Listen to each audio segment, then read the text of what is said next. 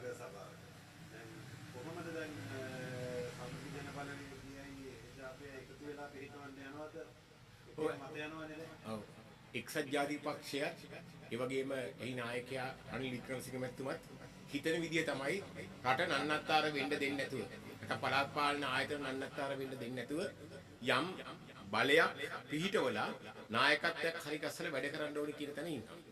එදත් මේ රටේ නායකත්වයක් ඇති වෙච්ච වෙලාවේ රනිල් වික්‍රමසිංහ මැතිතුමා විතරයි කොන්දේසි විරහිතව රට බාර අරගෙන රටේ යථා තත්ත්වයට පත් කරලා දුන්නේ.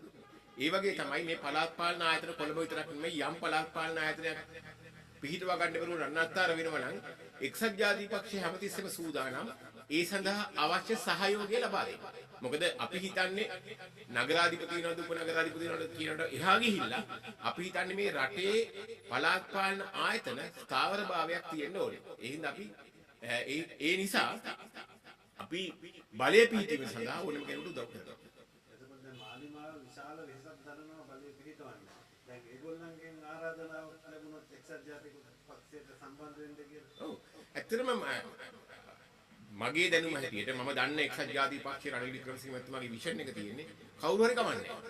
ඕන කෙනෙකුට සහයෝගය දෙනවා කොළඹ නගර සභාව නන්නත්තර වෙන්න දෙන්නේ නැතුව. කොළඹ නගර සභාව ආරක්ෂා කර ගැනීම සඳහා අවශ්‍ය ඒ නගර සභාවේ බලය පිහිටීම සඳහා ඕනම කෙනෙකුට සහයෝගය දෙන්න අපි ලෑස්තියි. දැනට ආරාධනාවක් නැද්ද? ඉහළ මට්ටමින් අපි දන්නේ නැහැ. නමුත් අපි සමගි ජන බලවේගය අනික ස්වාධීන කණ්ඩායම එක්සත් ජාතික පක්ෂය මේගොල්ලෝ කතා කරනවා. එතන රහස් ඡන්දයක්ද තියන්නේ? ඒගොල්ලන්ට ඉල්ලන්න පුළුවන් රහස් ඡන්දයක් තියන්න කියලා. ඒ කියන්නේ මේ වෙලාවේ සිටුේෂන් එක අනුව පැමිණ සිටින අයගෙන් බහුතරයක් ඉල්ලුවත් රහස් ඡන්දයක් තියන්න ඕනේ කියලා රහස් ඡන්දයක් දෙන්න වෙනවා. අර මුදිමන් මන්ත්‍රීතුමා කියනවානේ සදේ නෙමෙයි මාලිමාවේ කට්ටිය නමුත් ඒගොල්ලෝ උදව් කරන්න ඉන්නවා කියලා. ඔව්. ඒක පිහිට ඕන දවසට බලාගත්ත හැටි නේද? මම කියන්නේ ඒක ප්‍රශ්නයක් නෑ. මම කියන්නේ රහස් දැන් බහුතරයකට පුළුවන් දැන් බහුතරයක් ඕන කෙනෙකුට ඉන්නවනම් ඒ අය කියනවනම් රහස් ඡන්දයක් දෙන්න ඕනේ කියලා රහස් ඡන්දයක් ඉල්ලන්නත් පුළුවන්. ඒ රහස් ඡන්දයක් වශයෙන් තියන්නත් පුළුවන්. ඔය දැන් නගරාධිපති විදිහට මේ මාලිමාවෙනුයි සජබෙනුයි දෙන්නේ නැත්නම් කොයි පැත්තට උදව් කරනවද? එහෙම තීරණය කළා නම් නෑ ඊට ඉස්සර පූර්ව සාකච්ඡා තියෙන්න බෑ. ඒ වෙලාවට එතෙන්ට ගිහිල්ලා නෙමෙයි පූර්ව සාකච්ඡා අනුව බලය පිහිටවන්න සජබෙත් අනිත් කණ්ඩායමුත් එකතු වෙලා එක්සත් ජාතික පක්ෂයට ආරාධනා කරොත් අපි එක්සත් ජාතික පක්ෂයේ ඒ බලය පිහිටීම සඳහා උදව් කරනවා. ඒ වගේම මාලිමාව එක්සත් ජාතික පක්ෂයට ආරාධනා කරොත් උදව් කරනවා. මොකද අපි බලන්නේ පක්ෂ මොකද්ද කියන එකට වඩා අර ස්ථාවර කොළඹ නගර සභාවක් ස්ථාපිත කරන්නේ කොහොමද කියන එක. දැන් මේ වෙනකොට ඔය කට්ටි දෙකම එක්සත් ජාතික පක්ෂයත් සජිමෙත්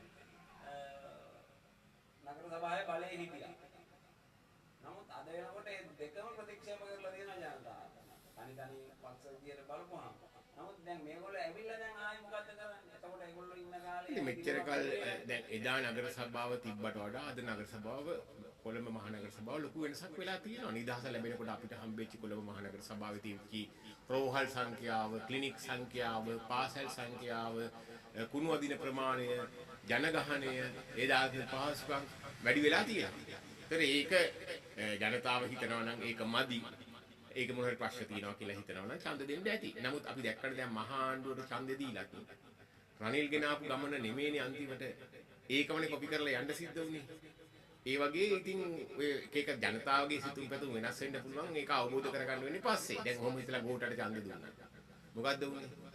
ඔහොම හිතලා ආණ්ඩුවට ඡන්ද දුන්නා.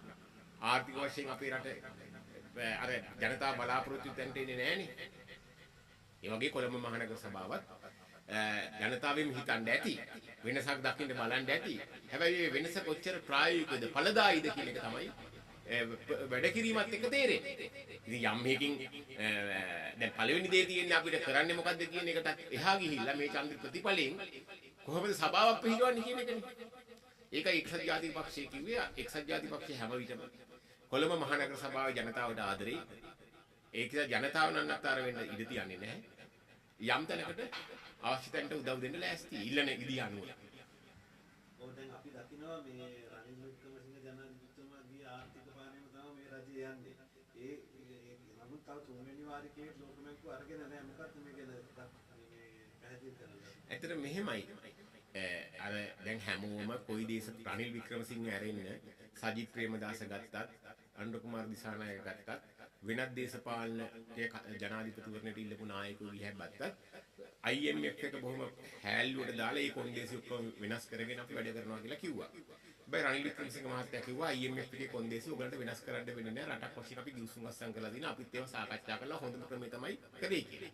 ඉතින් දැන් IMF ගිවිසුම් වෙනස් කරනවා කිව්වත් IMF එක වෙනස් කරගන්නවා IMF එකට වඩා හොඳ දේවල් තියෙනවා කියලා වත්මන් ආණ්ඩුව බලයටපත් උනත් අන්තිමට හොඳම දේ රනිල් වික්‍රමසිංහ කරපු දේ කියන එකට තේරෙනවා. ඉතින් ඒක හොඳම දේ තුල ඒගොල්ලෝ යනවා. හැබැයි එකක් තියෙනවා. අර යමක් කොපි කරන්න පුළුවන් හැබැයි සම කරන්න බෑ. ඒ කියන්නේ හොඳම දේ කරපු මිනිහව කොපි කරලා ඊටදී බාල විදිහට කළා හැලි. හැබැයි හොඳම දේ කරපු මිනිහට වගේ කරන්න කොපි කරන කෙනාට බෑ. ඒ හින්දා අපි කියනවා ඔය රනිල් වික්‍රමසිංහ මෙතෙක් ආපු ගමන කොයි දේශපාලන පක්ෂයේ බලයට ආවත් ඒක තමයි ෆලෝ කරන්න වෙන්නේ. ඒක තමයි යන්න තියෙන විදිය.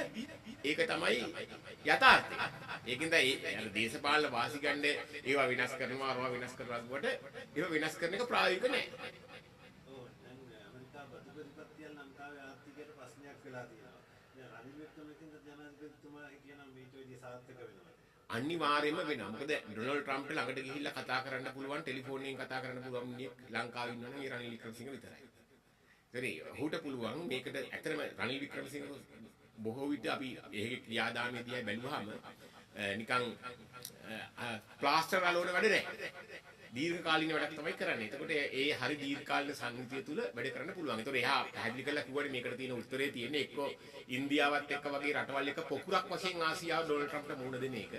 එහෙම නැත්නම් අපි මොනවද ඒගොල්ලන්ගෙන් ගන්නෙ කියන එක පෙන්වන එක. නැතුව ගිහලා සාකච්ඡා කළා ඇඬුවා දෙඩුවා කියලා ඩොනල්ඩ් ට්‍රම්ප් අනේ පව් අනේ කියලා දෙන්නේ නෑනේ. ඩොනල්ඩ් ට්‍රම්ප් දෙන්න නම් ඩොනල්ඩ් ට්‍රම්ප් තියෙන වාසි මොනවද අපි? අන්න ඒක තමයි අපි හයිලයිට් කරන්න ඕනේ. අපිට තනියම වාසි දෙන්න බැරි නම් ආසියාව පොකුරක් විදිහට එකතු වෙලා ඩොනල්ඩ් ට්‍රම්ප්ට බලපෑම් කරන්න ඕනේ. නැතුව මේ අනුකම්පාවට දෙන්නේ නෑනේ. ඉතින් අපි මේ සාකච්ඡා කරනවා අපි ගිහින් කතා කරනවා කිව්වට එහෙම කතා කරනකොට ඒකට මොනවද දෙන උත්තරේ? ඩොනල්ඩ් ට්‍රම්ප්ගේ අභිලාෂය දැනගෙන ඒ ඉව දැනගෙන අපි එතෙන්ට දෙන්න ඕනේ උත්තරේ එක තමයි අපිට යන්න වෙන්නේ. කතාව ගමු. හා